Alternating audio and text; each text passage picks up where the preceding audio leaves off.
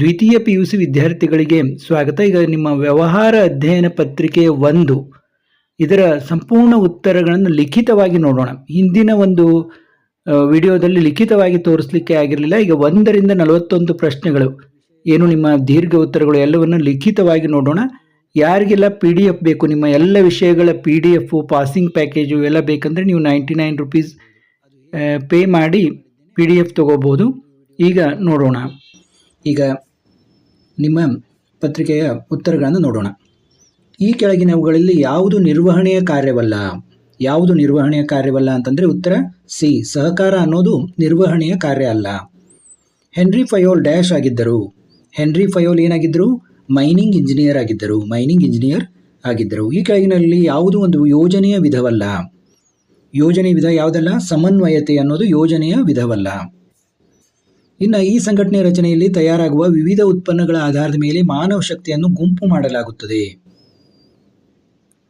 ಈ ಸಂಘಟನೆಯ ರಚನೆಯಲ್ಲಿ ತಯಾರಾಗುವ ವಿವಿಧ ಉತ್ಪನ್ನಗಳ ಆಧಾರದ ಮೇಲೆ ಮಾನವ ಶಕ್ತಿಯನ್ನು ಗುಂಪು ಮಾಡಲಾಗುತ್ತದೆ ಅಂದಲ್ಲಿ ವಿಭಾಗೀಯ ರಚನೆ.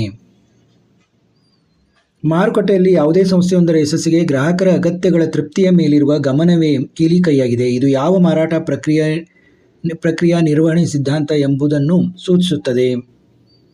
ನೋಡಿ, 5ನೇದು ಉತ್ತರ ಮಾರಾಟ ಪ್ರಕ್ರಿಯಾ ಪರಿಕಲ್ಪನೆ. ಉತ್ತರ ಸಿ, ಮಾರಾಟ ಪ್ರಕ್ರಿಯಾ ಪರಿಕಲ್ಪನೆ. ಇನ್ನು ಕೆಳಗೆ ನೀಡಲಾದ ಸೂಕ್ತ ಪದಗಳನ್ನು ಆರಿಸುವ ಮೂಲಕ ಖಾಲಿ ಬಿಟ್ಟ ಸ್ಥಳಗಳನ್ನು ಭರ್ತಿ ಮಾಡಿ ಅಂತ ಕೊಟ್ಟಿದ್ದಾರೆ. ಡ್ಯಾಶ್ ತತ್ವವು ಪ್ರತಿಯೊಂದಕ್ಕೂ ಒಂದು ಸ್ಥಳವಿರಬೇಕು ಮತ್ತು ಪ್ರತಿಯೊಂದು ಅದರ ಸ್ಥಳದಲ್ಲಿರಬೇಕು ಎಂದು ಪ್ರತಿಪಾದಿಸುತ್ತದೆ. ಯಾವುದು ಇದನ್ನು ಪ್ರತಿಪಾದಿಸುತ್ತದೆ? ಕ್ರಮ ತತ್ವ ಅಂತೇಳಿ. ಅಂದರೆ ಎಲ್ಲವೂ ಕ್ರಮವಾಗಿರಬೇಕು ಅಂತ, ಅದರ ಸ್ಥಳದಲ್ಲೇ ಇರಬೇಕು ಅನ್ನೋದು ಅದರ ಒಂದು ಪದನೇ ಅದನ್ನು ಹೇಳುತ್ತದೆ. ಡ್ಯಾಶ್ ಅನ್ನು ಒಂದು ಬಾರಿ ಕೈಗೊಳ್ಳುವ ಚಟುವಟಿಕೆಗೆ ಅಭಿವೃದ್ಧಿ ಪಡಿಸಲಾಗಿದೆ. ನೋಡಿ, ಇದು ಕೂಡ ತುಂಬ ಸುಲಭವಾಗಿದೆ. ಏಕ ಬಳಕೆಯ ಯೋಜನೆ, ಇದು 7ನೇದು ಏಕ ಬಳಕೆಯ ಯೋಜನೆ. 6ನೇದು ಕ್ರಮ. 8 ತರಬೇತಿ ಪಡೆಯುವವರನ್ನು ಒಂದು ಇಲಾಖೆಯಿಂದ ಇನ್ನೊಂದು ಇಲಾಖೆಗೆ ಬದಲಾಯಿಸುವುದನ್ನು ಡ್ಯಾಶ್ ಎನ್ನುವರು. ಏನಂತಾರೆ? ಕಾರ್ಯ ಆವರ್ತನ. 8ನೇದು ವ್ಯವಹಾರದ ಚಟುವಟಿಕೆಯನ್ನು ನಡೆಸಲು ಬೇಕಾಗಿರುವ ಹಣವನ್ನು ಡ್ಯಾಶ್ ಎಂದು ಕರೆಯುತ್ತಾರೆ. ಏನಂತ ಕರೆಯುತ್ತಾರೆ? ವ್ಯವಹಾರದ ಹಣಕಾಸು. ನೋಡಿ, ತುಂಬಾ ಸುಲಭವಾಗಿದೆ. ವ್ಯವಹಾರ ಚಟುವಟಿಕೆ ನಡೆಸಲು ಬೇಕಾಗಿರುವ ಹಣವನ್ನು ವ್ಯವಹಾರದ ಹಣಕಾಸು ಅಂತ ಕರಿತೀವಿ. ನಮೂದಿತ ಬೆಲೆಗಿಂತ ಕಡಿಮೆ ಬೆಲೆಗೆ ಉತ್ಪನ್ನಗಳನ್ನು ನೀಡುವುದು ಏನಂತೀವಿ? ಸೋಡಿ ನೀಡುವುದು. ನೋಡಿ, ಡಿಸ್ಕೌಂಟ್ ಕೊಡೋದು ಇಂಗ್ಲೀಷ್ನಲ್ಲಿ ತುಂಬ ಫೇಮಸ್ ಆಗಿದೆ. ಕಡಿಮೆ ಡಿಸ್ಕೌಂಟ್ ಕೊಡ್ತೀರಾ ಅಂತ ಕೇಳ್ತೀವಿ. ಸೋಡಿ ನೀಡುವುದು ಅಂತ ಕನ್ನಡದಲ್ಲಿ ಅಂತಾರೆ. ಇನ್ನು ಹೊಂದಿಸಿ ಬರೆಯಿರಿನಲ್ಲಿ ನೋಡಿ, ಬಡ್ಡಿ ದರಗಳು ಯಾವುದಕ್ಕೆ ಹೊಂದಿಕೆ ಆಗ್ತದೆ? ಆರ್ಥಿಕ ಪರಿಸರವನ್ನು ಅವಲಂಬಿಸಿದೆ ಬಡ್ಡಿ ದರಗಳು. 3ನೇದು ಆರ್ಥಿಕ ಪರಿಸರ. ಉತ್ತರದಾಯಿತ್ವ ಅಂದರೆ ಅಂತಿಮ ಫಲಿತಾಂಶಕ್ಕೆ ಉತ್ತರ ಹೇಳುವುದು, ಅದಕ್ಕೆ ಉತ್ತರದಾಯಿತ್ವ. ಇನ್ನು ನೇಮಕಾತಿ ಅನ್ನೋದು ಸಿಬ್ಬಂದಿ ನಿರ್ವಹಣೆ ವಿಭಾಗ. ಯೋಜಿಸುವಿಕೆ ಮತ್ತು ನಿಯಂತ್ರಿಸುವಿಕೆ. ನೋಡಿ, ನಿರ್ವಹಣೆಯ ಅವಳಿ ಕಾರ್ಯಗಳು, ಯೋಜಿಸುವಿಕೆ ಮತ್ತು ನಿಯಂತ್ರಿಸುವಿಕೆ. ಸ್ಥಳ ಅನ್ನೋದು ಮಾರಾಟ ಪ್ರಕ್ರಿಯೆ ಮಿಶ್ರಣ. ಸ್ಥಳ ಅನ್ನೋದು. ಇನ್ನು ಉನ್ನತ ಹಂತದ ನಿರ್ವಹಣೆಗೆ ಒಂದು ಉದಾಹರಣೆ ಕೊಡಿ. ನೋಡಿ, ಈ ಕೆಳಗಿನ ಪ್ರಶ್ನೆಗಳಿಗೆ ಒಂದು ಪದ ಅಥವಾ ಒಂದು ವಾಕ್ಯದಲ್ಲಿ ಉತ್ತರಿಸಿ. ಪ್ರತಿ ಪ್ರಶ್ನೆಗೆ 1 ಅಂಕ. ಉನ್ನತ ಹಂತದ ನಿರ್ವಹಣೆಗೆ ಒಂದು ಉದಾಹರಣೆ ಕೊಡಿ. ನೋಡಿ, ಇಲ್ಲಿ ಉತ್ತರ 12ರದು ಮುಖ್ಯ ಕಾರ್ಯನಿರ್ವಹಣಾಧಿಕಾರಿ, ವ್ಯವಸ್ಥಾಪಕ, ನಿರ್ದೇಶಕ. ಯಾವುದಾದ್ರೂ ಒಂದನ್ನು ಬರೆದರೂ ಕೂಡ ನೀವು ನಡೆಯುತ್ತೆ. ಇನ್ನು 13ನೇ ಪ್ರಶ್ನೆ ನೋಡಿ, ಇಲ್ಲಿ ಸ್ವಲ್ಪ ಪ್ರಶ್ನೆಗಳನ್ನು ಒಂದು ಕಡೆ ಉತ್ತರ ಒಂದು ಕಡೆ ಈ ರೀತಿ ಬರೆದಿದ್ದಾರೆ. ವರ್ಗಾವಣೆ ಎಂದರೇನು? ಪ್ರಶ್ನೆ ಏನು? ವರ್ಗಾವಣೆ ಎಂದರೇನು? ವರ್ಗಾವಣೆ ಎಂದರೇನು ಅನ್ನೋದರ ಉತ್ತರ ಒಂದು ವಿಭಾಗದಿಂದ ಇನ್ನೊಂದು ವಿಭಾಗಕ್ಕೆ ಸ್ಥಳಾಂತರಿಸುವುದು. ಒಂದು ವಿಭಾಗದಿಂದ ಇನ್ನೊಂದು ವಿಭಾಗಕ್ಕೆ ಸ್ಥಳಾಂತರಿಸುವುದು, ಆದರೆ ವೇತನ ಮತ್ತು ಹುದ್ದೆ ಹಂತದಲ್ಲಿ ಯಾವುದೇ ಬದಲಾವಣೆ ಇಲ್ಲದಿರುವುದು. ಈ ಕೇವಲ ವರ್ಗಾವಣೆ ಅಂದರೆ ಒಂದು ವಿಭಾಗದಿಂದ ಇನ್ನೊಂದು ವಿಭಾಗಕ್ಕೆ ಸ್ಥಳಾಂತರಿಸುವುದು, ಆದರೆ ವೇತನ ಮತ್ತು ಹುದ್ದೆ ಹಂತದಲ್ಲಿ ಯಾವುದೇ ಬದಲಾವಣೆ ಇಲ್ಲದಿರುವುದು. ಅಬ್ರಹಂ ಮಾಸ್ಲೋರವರು ಅಭಿವೃದ್ಧಿಪಡಿಸಿದ ಸಿದ್ಧಾಂತವನ್ನು ಹೆಸರಿಸಿರಿ. ನೋಡಿ, ಅವರು ಅಭಿವೃದ್ಧಿಪಡಿಸಿದಂಥ ಸಿದ್ಧಾಂತ ಮಾನವನ ಅಗತ್ಯತಾ ವರ್ಗ ಶ್ರೇಣಿ ಸಿದ್ಧಾಂತ. ಮಾನವನ ಅಗತ್ಯತಾ ವರ್ಗ ಶ್ರೇಣಿ ಸಿದ್ಧಾಂತ. ಇನ್ನು 15ನೇ ಪ್ರಶ್ನೆ ನೋಡಿ, ಸನ್ರೈಸ್ ಲಿಮಿಟೆಡ್ ಹಳೆಯ ಯಂತ್ರವನ್ನು ಹೆಚ್ಚಿನ ಉತ್ಪಾದನಾ ಸಾಮರ್ಥ್ಯ ಹೊಂದಿರುವ ಆಧುನಿಕ ಯಂತ್ರದಿಂದ ಬದಲಾಯಿಸಲು ತೀರ್ಮಾನಿಸಿದೆ. ಸನ್ರೈಸ್ ಲಿಮಿಟೆಡ್ ಯಾವ ವಿಧದ ತೀರ್ಮಾನವನ್ನು ತೆಗೆದುಕೊಂಡಿದೆ ತಿಳಿಸಿ ಅಂದರೆ ಅದು ತೆಗೆದುಕೊಂಡಂಥ ತೀರ್ಮಾನ ಯಾವುದರಲ್ಲಿ ಬರುತ್ತೆ? ದೀರ್ಘಾವಧಿಯ ಹೂಡಿಕೆಯ ನಿರ್ಧಾರವನ್ನು ಅದು ತೆಗೆದುಕೊಂಡಿದೆ. ಇನ್ನು 16ನೇ ಪ್ರಶ್ನೆ ನೋಡಿ, ಗ್ರಾಹಕ ಎಂದರೆ ಯಾರು? ಗ್ರಾಹಕ ಅಂತ ಯಾರನ್ನ ಕರಿತೀವಿ ನೋಡಿ? ಗ್ರಾಹಕ ಎಂದರೆ ವಸ್ತು ಅಥವಾ ಸೇವೆಯನ್ನು ಖರೀದಿಸಿ ಬಳಸುವ ವ್ಯಕ್ತಿ ಅಥವಾ ಸಂಸ್ಥೆ. ಅವರು ಉತ್ಪನ್ನ ಅಥವಾ ಸೇವೆಯ ಅಂತಿಮ ಉಪಯೋಗದಾರರಾಗಿರುತ್ತಾರೆ. ಅಂದರೆ ಅವರೇ ಅದನ್ನು ಉಪಯೋಗಿಸೋರು, ಅವ್ರು ಮತ್ತೆ ಬೇರೆಯವ್ರು ಕೊಡೋದಿಲ್ಲ ಅದನ್ನು, ಅಂದರೆ ಮತ್ತೆ ಮಾರಾಟ ಮಾಡೋದಿಲ್ಲ. ಗ್ರಾಹಕ ಅಂದರೆ ಫೈನಲ್ ಆಗಿ ಅದನ್ನು ಒಂದು ಉಪಯೋಗಿಸುವಂಥ ವ್ಯಕ್ತಿ. ಇನ್ನು ಮುಂದಿನ ಪ್ರಶ್ನೆ ನೋಡಿ, ನಿರ್ವಹಣೆಯನ್ನು ವ್ಯಾಖ್ಯಾನಿಸಿ. ಇಲ್ಲಿ ನೋಡಿ, ಈ ಕೆಳಗಿನ ಯಾವುದಾದ್ರೂ 6 ಪ್ರಶ್ನೆಗಳಿಗೆ ಅವಶ್ಯವಿದ್ದರೆ 2 ಅಥವಾ 3 ವಾಕ್ಯಗಳಲ್ಲಿ ಉತ್ತರಿಸಿ. ಪ್ರತಿ ಪ್ರಶ್ನೆಗೆ 2 ಅಂಕಗಳು. 17ನೇ ಪ್ರಶ್ನೆ, ನಿರ್ವಹಣೆಯನ್ನು ವ್ಯಾಖ್ಯಾನಿಸಿ. ನಿರ್ವಹಣೆಯ ವ್ಯಾಖ್ಯಾನವನ್ನು ಯಾವ ರೀತಿ ಬರೀಬೇಕು ನಾವು? ಕೀತ್ನರ್ ಅವರ ಪ್ರಕಾರ ನೋಡಿ, ಬಹಳಷ್ಟು ಇವಿದ್ದಾವೆ.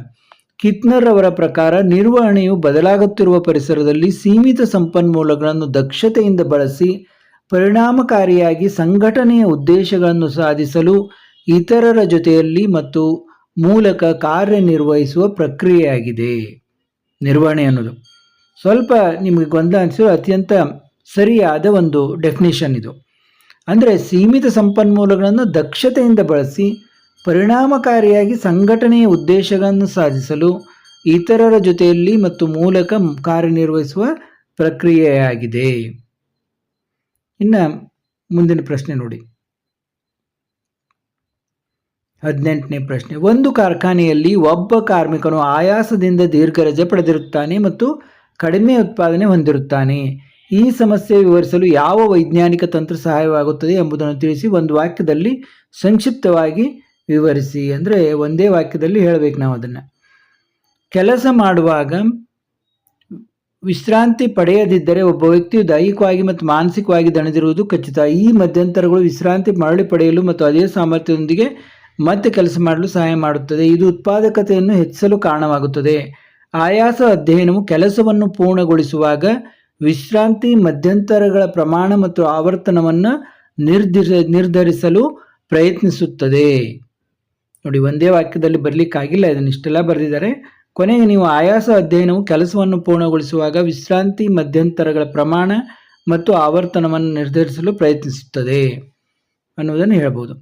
ಇನ್ನು 19ನೇದು ನೋಡಿ, 19ನೇ ಪ್ರಶ್ನೆ ಏನಿದೆ ಅಂತ ನೋಡೋಣ. ಯೋಜಿಸುವಿಕೆ ಪ್ರಕ್ರಿಯೆಯಲ್ಲಿನ ಮೊದಲ 2 ಹಂತಗಳನ್ನು ತಿಳಿಸಿ. ನೋಡಿ, ಯೋಜಿಸುವಿಕೆ ಪ್ರಕ್ರಿಯೆಯಲ್ಲಿ ಮೊದಲ 2 ಹಂತಗಳು ಯಾವುವು? ಉದ್ದೇಶಗಳನ್ನು ಸ್ಥಾಪಿಸುವುದು, ಪರಿಮಿತಿ ಅಥವಾ ಊಹೆಗಳನ್ನು ಅಭಿವೃದ್ಧಿಪಡಿಸುವುದು. ಇನ್ನು 20ನೇ ಪ್ರಶ್ನೆ ನೋಡಿ, ಕಾರ್ಯಾತ್ಮಕ ಮತ್ತು ವಿಭಾಗಾತ್ಮಕ ರಚನೆಗಳ ನಡುವಿನ 2 ವ್ಯತ್ಯಾಸಗಳನ್ನು ತಿಳಿಸಿ. ನೋಡಿ, ಕಾರ್ಯಾತ್ಮಕ ಮತ್ತು ವಿಭಾಗಾತ್ಮಕ ನೋಡಿ ಏನೇನು ಇದಾವೆ ಇಲ್ಲಿ. ಕಾರ್ಯಗಳನ್ನು ಆಧರಿಸಿದೆ ಕಾರ್ಯಾತ್ಮಕ ರಚನೆ. ಇದು ಉತ್ಪನ್ನಗಳನ್ನು ಆಧರಿಸಿದೆ ಮತ್ತು ಕಾರ್ಯಗಳಿಂದ ಬೆಂಬಲಿತವಾಗಿದೆ.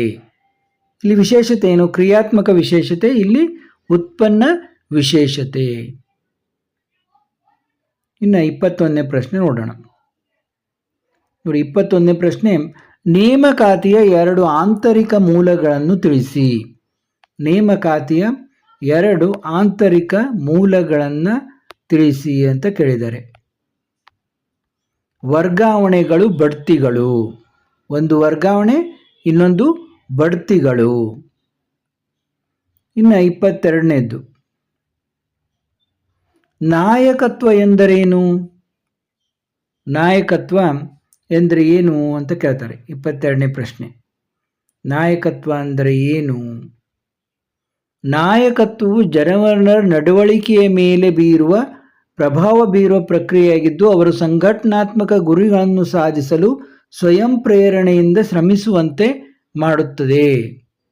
ನಾಯಕತ್ವವು ಜನರ ನಡವಳಿಕೆಯ ಮೇಲೆ ಪ್ರಭಾವ ಬೀರುವ ಪ್ರಕ್ರಿಯೆಯಾಗಿದ್ದು ಅವರು ಸಂಘಟನಾತ್ಮಕ ಗುರಿಗಳನ್ನು ಸಾಧಿಸಲು ಸ್ವಯಂ ಪ್ರೇರಣೆಯಿಂದ ಶ್ರಮಿಸುವಂತೆ ಮಾಡುತ್ತದೆ.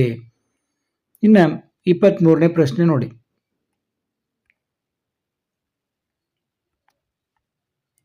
ನಿಯಂತ್ರಿಸುವಿಕೆಯ 2 ಪ್ರಾಮುಖ್ಯತೆಗಳನ್ನು ತಿಳಿಸಿ. ನಿಯಂತ್ರಿಸುವಿಕೆಯ 2 ಪ್ರಾಮುಖ್ಯತೆಗಳನ್ನು ತಿಳಿಸಿ ಅಂತಂತಾರೆ. ಸಂಘಟನಾತ್ಮಕ ಗುರಿಗಳನ್ನು ಸಾಧಿಸುವುದು, ಶಿಷ್ಟಗಳ ಶಿಖರತೆಗಳನ್ನು ನಿರ್ಣಯಿಸುವುದು.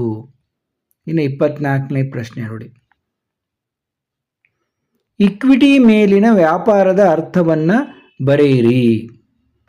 ನೋಡಿ, ಇಕ್ವಿಟಿ ಮೇಲಿನ ವ್ಯಾಪಾರದ ಅರ್ಥವನ್ನು ಬರೆಯಿರಿ ಅಂತಂದಿದ್ದಾರೆ. ಷೇರುದಾರರ ಸಂಪತ್ತು ಪ್ರತಿ ಷೇರಿನ ಮೇಲೆ ಆದಾಯವನ್ನು ಹೆಚ್ಚಿಸುವುದಕ್ಕಾಗಿ ಕಂಪನಿಯ ಅಗ್ಗದ ಮೂಲಗಳಿಂದ ಸಾಲಗಳನ್ನು ತರುವುದಕ್ಕೆ ಇಕ್ವಿಟಿ ಮೇಲಿನ ವ್ಯಾಪಾರ ಎನ್ನಲಾಗುವುದು. ಇಕ್ವಿಟಿ ಮೇಲಿನ ವ್ಯಾಪಾರ ಎನ್ನಲಾಗುವುದು. ಇನ್ನು ಕೈಗಾರಿಕೆ ಉತ್ಪನ್ನ ಎಂದರೇನು, ಉದಾಹರಣೆ ಕೊಡಿ. ಕೈಗಾರಿಕೆ ಉತ್ಪನ್ನ ಅಂದ್ರೇನು, ಉದಾಹರಣೆ ಕೊಡಿ. ಕೈಗಾರಿಕಾ ಉತ್ಪನ್ನ ಇಂಡಸ್ಟ್ರಿಯಲ್ ಪ್ರಾಡಕ್ಟ್ ಎಂದರೆ ಇತರ ವಸ್ತುಗಳು ಅಥವಾ ಸೇವೆಗಳನ್ನು ಉತ್ಪಾದಿಸಲು ಬಳಸುವ ವಸ್ತುಗಳು. ಅವು ಅಂತಿಮ ಗ್ರಾಹಕ ಉಪಯೋಗಕ್ಕಾಗಿ ಅಲ್ಲ, ಉತ್ಪಾದನಾ ಪ್ರಕ್ರಿಯೆಗೆ ಉಪಯೋಗಿಸಲಾಗುತ್ತದೆ. ಉದಾಹರಣೆ ಯಂತ್ರಗಳು, ಕಚ್ಚಾ ವಸ್ತುಗಳು, ಉಕ್ಕು, ಹತ್ತಿ. ಕೈಗಾರಿಕಾ ಉಪಕರಣಗಳು ಅಂದರೆ ಇವು ಅಂತಿಮ ಗ್ರಾಹಕರ ಉಪಯೋಗಕ್ಕಾಗಲ್ಲ, ಕೈಗಾರಿಕೆಗಳಲ್ಲಿ ವಸ್ತುಗಳು ಮತ್ತು ಸೇವೆಗಳನ್ನು ಉತ್ಪಾದಿಸಲಿಕ್ಕೆ ಬಳಸುವಂತಹವು. ಇನ್ನು 26ನೇ ಪ್ರಶ್ನೆ ನೋಡಿ. ಉತ್ಪಾದಕರು ಹಾಗೂ ಸೇವಾ ಪೂರೈಕೆದಾರರು ಗ್ರಾಹಕರನ್ನು ಶೋಷಿಸುತ್ತಿರುವ ಯಾವುದಾದರೂ 2 ನ್ಯಾಯೋಚಿತವಲ್ಲದ ಪದ್ಧತಿಗಳನ್ನು ತಿಳಿಸಿ ಅಂತ ಕೇಳಿದ್ದಾರೆ.